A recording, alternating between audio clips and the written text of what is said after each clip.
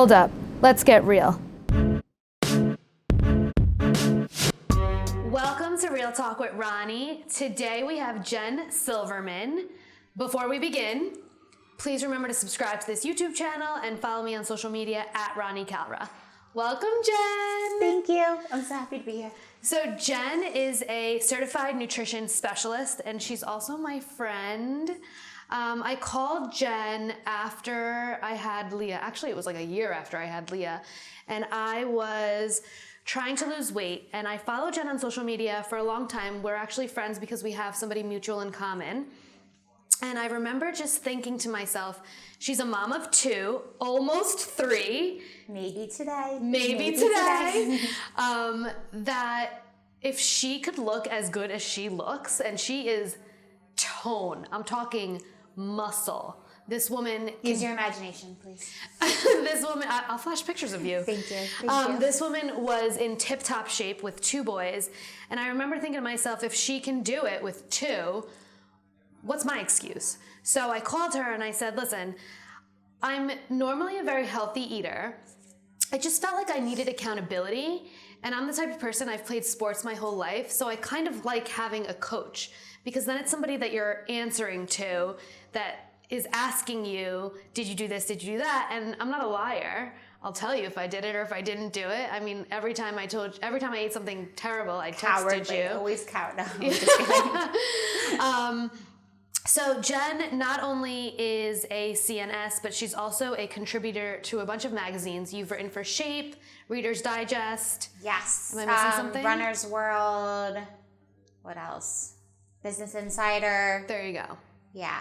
So Subject matter expert. It's an SME. That's what they call you. Wow. Would you like to weigh in on this topic? And I'm like, yes, I would. My opinion is valuable. It's very valuable. She knows a lot about food and nutrition, and not only about what you should be eating in order to maintain or lose weight, but also what you should be eating to change your mentality.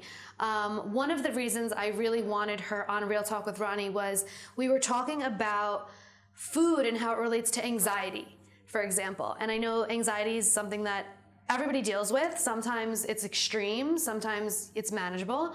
But I have anxiety in my family. It's like in my genes. I have to say...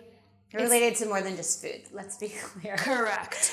Because people do have a lot of anxiety when it comes to food. And it was so interesting to me because I never thought that changing your diet would kind of change your mentality in that way.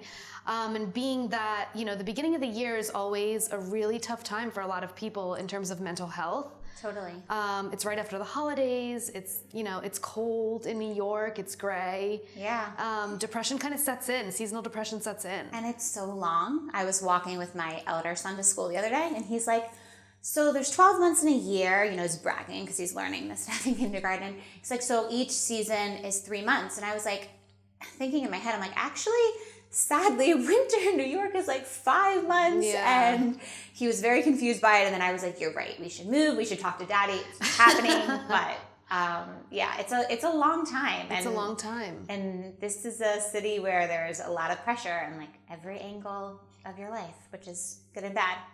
Yeah. So talk to me. I know that you wrote about this. Yes. On social media, but I think that you've also been asked to write about it in some publications. Yeah. Talk to me about how, what you eat in your diet could really affect how anxious you are, Sure. and how to maybe avoid some of that. Definitely. So this is going to be a long spiel, obviously. So I like to use the word inflammation all the time. And I should add that it is a total buzzword to the point that I was using it with every client. And then maybe 3-4 months into discussing it, one of my clients is like, I'm really embarrassed to ask you this, but what is inflammation? Because it's like a buzzword, Yeah. It's like antioxidants. Like people are like, what are antioxidants? So anyway, so inflammation can manifest itself in your body in various ways. So in your skin, it could give you dry skin, eczema, acne. In your stomach, you could have irritable bowel syndrome, or you could be constipated, or just difficulty digesting in general. In your muscles, like if you're a super athlete, it could be DOMS, delayed onset muscle soreness. Okay. And then in your brain, it can cause depression, anxiety, and a lot of like mental health issues. And I think the biggest issue with most people come to me because we live in New York City. Let's be real. Because they want to lose weight. Yep. And superficial reasons. Yeah, and I get it. Like, I tell people, I'm like, if you come in here and when I ask you what your goal is, like, I want to look good naked, like, I get it. Mm-hmm. I'm a woman, I'm vain, I understand. Mm-hmm. That being said, I think they don't always realize how connected everything is. Right. And feeling confident, of course, will hopefully boost your self-esteem and you will be less depressed, less anxious, less stressed, etc. But that's not a guarantee. There are plenty of people out there who are beyond stunning, or at least aesthetically, looking at them, I would think outwardly, and they still struggle with all those things. Mm-hmm. So to go back to your question after my very long spiel, anti-inflammatory foods are where it really comes in. And there's actually a lot of even like mental health practitioners, so like psychiatrists, psychologists, who before they go to prescribing you a serious like chemical, like an actual RX, like a prescription. Xanax.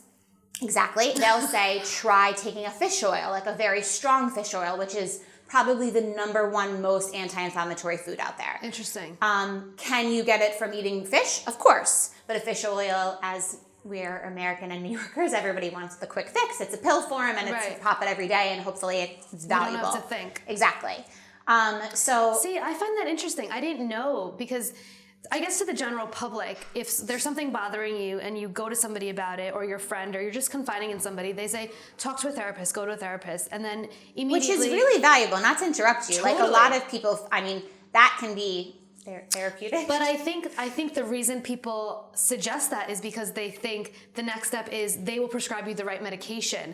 Not necessarily, they will give you the tools necessary to try and help you fix this naturally. And then if it doesn't work, sure, like nothing against medication. Sometimes it's definitely needed because of a chemical imbalance or what have you. However, maybe that chemical imbalance is because you're not eating anti-inflammatory foods, or just a pro-inflammation diet, like a high. And this is actually where it gets a little tricky, not to get too nuanced, like into the science. So there's omega-3s and omega-6s, fatty acids. Okay. Don't shake your head if you don't know what I'm talking about, because sometimes I'm talking over. I know what omega-3s are. Okay, so omega-3s are anti-inflammatory, and omega-6s are inflammatory. Interesting. The problem is, a lot of times they're found in the same foods, but the type of food is where it comes in. Like, I always tell my clients, I'm like, I'm not a brand snob with fashion. Like, I don't know that. I know enough to like stay in the game, but I'm a brand snob with food because it does make a huge difference. Like, you'll see, oh, eat salmon. Salmon is anti-inflammatory. Salmon is anti-inflammatory if it's wild salmon. If it's wild salmon, it's packed with fatty fish, with omega-3 fatty acids. If it's not wild, if it's farm raised, it has more omega-6s. And we want a ratio of like 1-to-1. Most people get like nowadays a ratio of like 1-to-10. So if it doesn't say wild, then it's not that it's bad for you. You're still getting the protein. There's still other benefits to eating salmon. But from the inflammation standpoint, which is the focus of at least our conversation today, while it's critical. Yeah. And it is more expensive. I mean, I have a lot of clients who are like, listen, do I really have to buy everything organic? And I'm like, no, there's a list of dirty dozen, which another topic, but there's foods that are more likely to have pesticides on them. Those need to be organic, whereas other fruits and vegetables do not have pesticides. You don't need to eat them organic. Don't waste your money on them. Yeah. We can talk about that in a minute. But back to that. So even like red meat is another good example. Like, there's a reason that people choose, who are very health conscious, grass-fed beef. Right. I know this doesn't apply to you as she's a vegetarian. Mm-hmm. But basically a grain-fed cow is higher in omega-6s, which is pro-inflammation. Because like, of what it causes the cow's inflammation. Eating. Exactly, because you are what you eat. Right.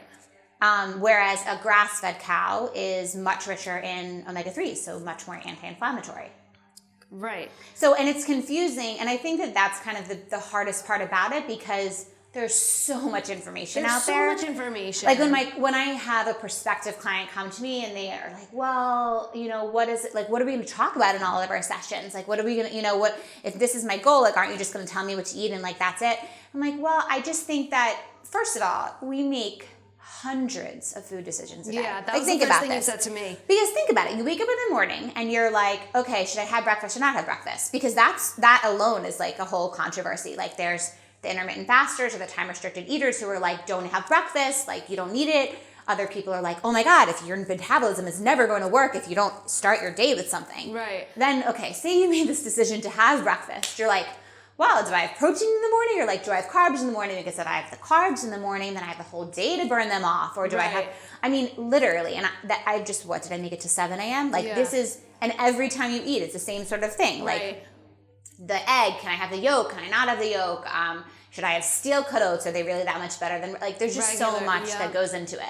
You know, I read something recently, though, about the breakfast topic it was just so enlightening. It's not about what time you eat breakfast, because breakfast literally means breaking your fast. So you didn't get that from me? I actually Somebody else didn't. said that? I'm sure you've said it in the past as well. But I saw something that it doesn't matter what time you're eating. If you want to do an intermittent fast, go ahead. It's what you're eating when you break that fast. It's true. That's so important. Is it a donut from the street vendor like Benny used to eat when I met him, which obviously changed?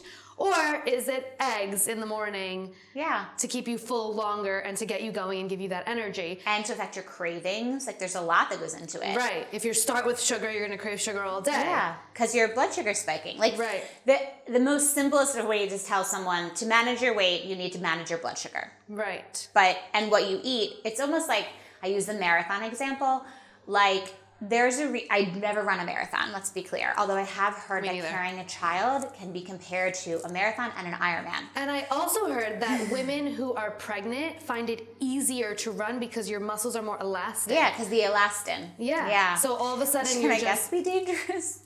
I don't know. Fine. Yeah. But as someone who runs pregnant, let's be clear, I do still, or jog at a Did you, by the way, can we just really quickly go into the Larry David episode? No, I didn't see it yet. Everyone keeps telling me. It was the first one. He was in the gym with the pregnant woman. I haven't watched it yet. And he thought it was ridiculous. Well, it kind of is. David used to yell at me during my first pregnancy, now that I'm not an amateur anymore. But if we went to the gym together, which you do before you have children, you know. Yeah. Couples who sweat together stay together. I remember I would wait until he was like far away from me so that I could run, because my doctor, my first OB, who was wonderful, but I have not used her since my first, was really strict with me. And she was like, I don't want you running. Like, I don't want you getting your heart rate above a certain, like, she was very, but that is, I mean, I have to sympathize as someone who has many, I'm a nice Jewish girl, so I have a lot of doctors in my family. She's covering her ASS, of course, as she should. So I love that you just sit down. I don't know, am I allowed to curse? Am I allowed to curse? I wasn't sure. So she's covering her ass, as most doctors do. Like, I feel like it's almost like now when I work with a pregnant woman, they're like, so can I really not have raw fish? And I'm like, it depends how you're approaching this. Like, we live in Manhattan. Like, if you're going to Nobu, like, I don't think you're getting salmonella from their sashimi. I think it's more likely if you had, like, I don't know, like chicken. Yeah, like sushi. Exactly. So anyway, but she was very careful with me, and she's like, I don't want your heart rate going above this. I don't like, all of those rules to pregnancy. I also think it's so specific to the person. You are somebody who works out your entire life. You're not going to stop when you get pregnant. If you're not somebody who works out, you're not going to all of a sudden start this new venture of running a marathon. That I agree with. So it's very like subjective to the person and their lifestyle. My mother would yell at me for doing, like, I would do stair jumps, and I had to give her credit. She was obviously yelling at me because she didn't want me to fall while pregnant. But I would say to her, I'm running up and down the stairs. Like, I'm not doing stair jumps anymore, but I'm running up and down the stairs. Like, there are people who don't have access to elevators. Like, they're not going to go up and down stairs when they're pregnant, Mom. So, I get it. However, you need to watch this new Curbed because I need also to see it. her father, I would love to show a picture. It looks exactly like Larry David. He does. He gets it a lot. And you get stopped in the street. Oh, always. Oh my gosh. So funny. I really need to start taking advantage of it for like reservations in New York should. restaurants. I know. My father's funny, but not as funny as Larry David. Well, Larry David's funny because he's just ridiculous. Yeah, he's insane. But wonderful. Wonderful. Yeah. Back to nutrition. People say I look like Giselle when I'm not pregnant. So it's like it's just like body type, not like the faces, but like we're just like built very like long and Similar. Yeah, why are you laughing? You look exactly like her. I mistake you for her all Two the time. eyes, a nose, brown hair. You do live in the same neighborhood, though, so No there's way, something. really? Yeah. I've never seen her. Well, I'm sure she has a Of course, driver. my real estate agent knows where I live. Of course. I did see Blake Lively yesterday when I dropped off Boaz at school. No big She deal. was at the wing. Really? Yeah, she did like something here. Yeah. I know, sorry. Okay, sorry. Yeah. Back to inflammation. Real Talk with Not Ronnie. inflamed. Neither of them are inflamed, by the way. Yes. They're not. Yeah, they eat. But all actually, anti-inflammatory I can link foods. this into Giselle. Please. Did you read the article? There was an article maybe 5 or 6 years ago about what does Tom Brady eat? Because as I am married to a huge football fanatic, sports fanatic in general, Same. Tom Brady is old for a quarterback. I Yes. think. I Yes. think you No, can he edit is. this if I'm wrong. No, he's old. And he's obviously amazing, and not only amazing looking. Like how many times have the Pats won the Super Bowl? I don't know. David, Yes. my husband, hates the Patriots, but so there's a lot going into like, okay, aside from him practicing and like having a good running back, like how does he maintain it? And at 40. They interviewed their chef, and their chef goes as far as not only is he on like a very strong anti-inflammatory diet because of the delayed onset muscle soreness, not related to mental health, but again, still similar to inflammation. Like they don't even eat like nightshades, for example, because there's a school of thought like in the nutrition world that nightshade vegetables, they're vegetables. And you know how I feel about vegetables. I'm like, every vegetable counts. Eat all the vegetables you want. Like 90% of your diet should be vegetables. We'll all be happy. They don't eat any nightshades because there's a body of science and some research out there that says that they cause inflammation. Nightshade vegetables being like red peppers, eggplant, tomatoes. One of the women on our team is allergic to nightshades. Interesting. Yeah.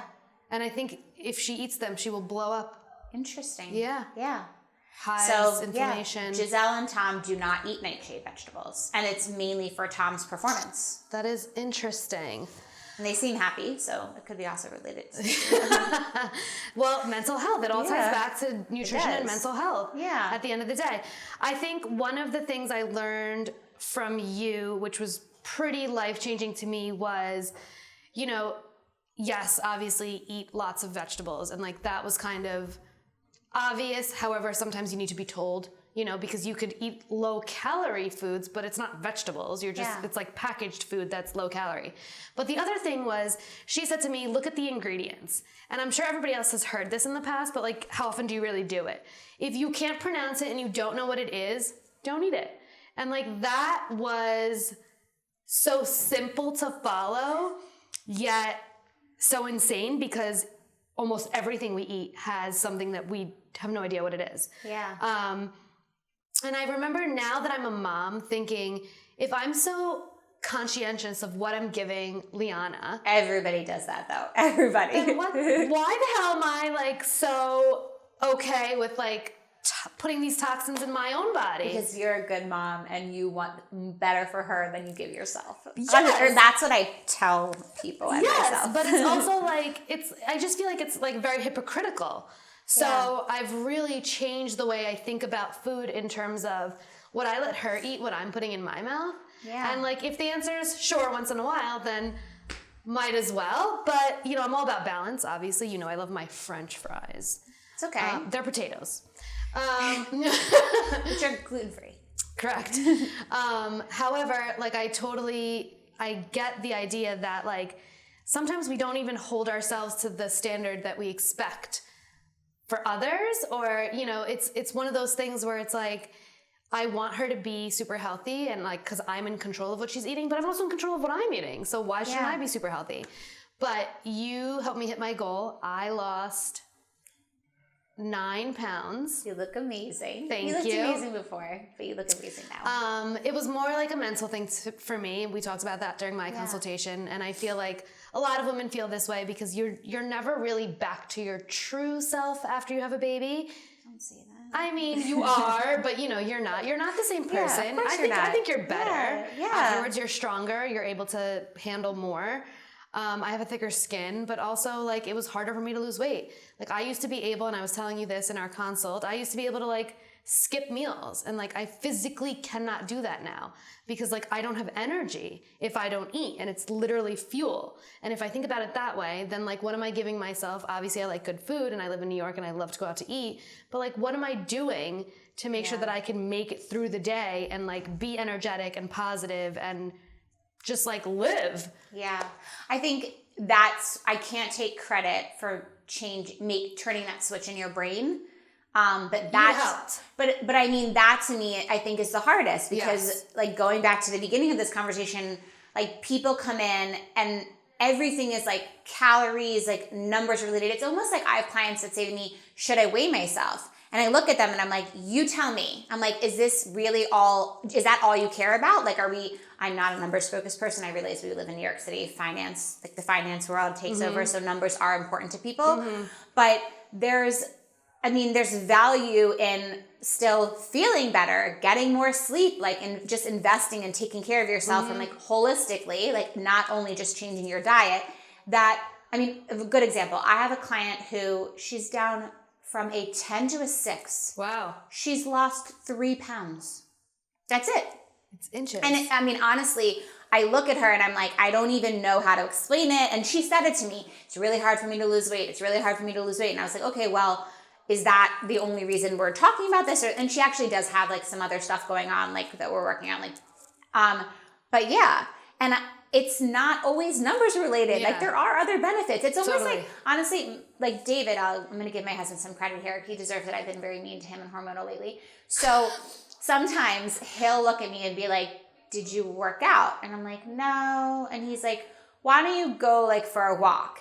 And he does not mean it Jen, like you're looking like you put on, like, no. He just knows that I'll be in a better mood. Yeah. Yes. And he does the same thing. Yeah. And it's true. It's like, very true. I'm nicer to him, like so much nicer. It's a stress reliever for me. Like I need to sweat it out as much as that, like, sounds disgusting, but and that also helps with sleeping though. Right. Like if your body is sedentary all day from sitting, you walk around a lot. You're in a business where at least you're going from meeting to meeting, you're a hustler. Yeah. A lot of people, they're sitting all day. And I know like a standing desk, like it's going to save all. Like it's not, you're still staring at a screen. There's no separation between church and state. Right. It almost goes back to like those sleep experts who are like, don't watch TV in bed. Yeah. Like, yeah, the light, of course, is disruptive, the blue lights, etc. But it's also like, if you do all of that in your bed isn't your sleep space anymore. It's your, like, do everything. Like, you can read in it, you can watch TV in it, you can talk on the phone in it, play on Instagram, let's be clear.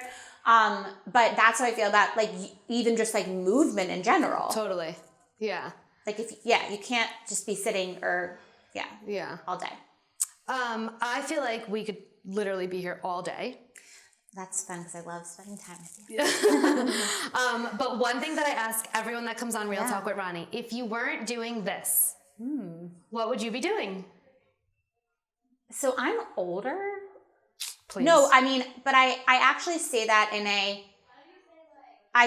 this is what I'd be doing, honestly. But if you weren't, and there was another profession, because you couldn't do this for some reason, you were not allowed. I wish that my parents pushed me to be a doctor.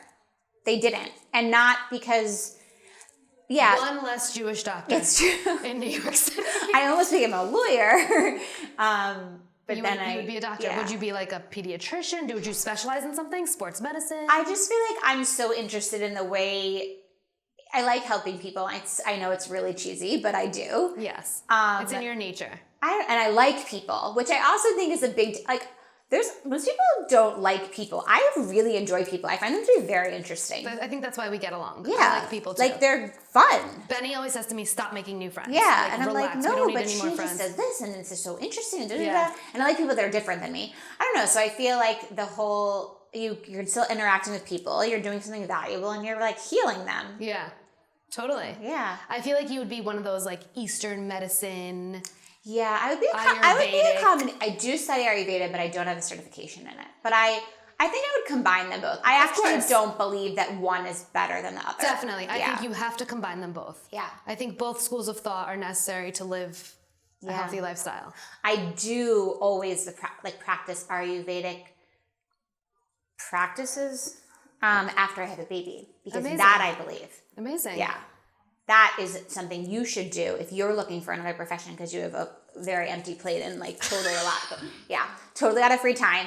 Like a center where that kind of matches what is done in India and Europe and other countries like that we don't after do. you have a child. That's very smart. Yeah. Well, you heard it here first. So if she opens that up and it goes big, I'm an investor. And become an MD. Obviously. Yeah. Thank you so much, Jen. Thanks for having me. Thanks for tuning in. Don't forget to subscribe to the YouTube channel. And listen, this isn't paid by Jen by any means, but if you are in New York City and you need health advice or nutrition advice, call Jen Silverman because she knows what the fuck she's doing. The other thing is, the best thing I thought about your service, and you're very smart and you know a lot about food, I could text her that I'm going to a restaurant. She would Google the restaurant and tell me what to get on the menu. Well, nobody wants to make decisions anymore. That, my friend, is service. Thanks. Thank you, Jen. Thank you.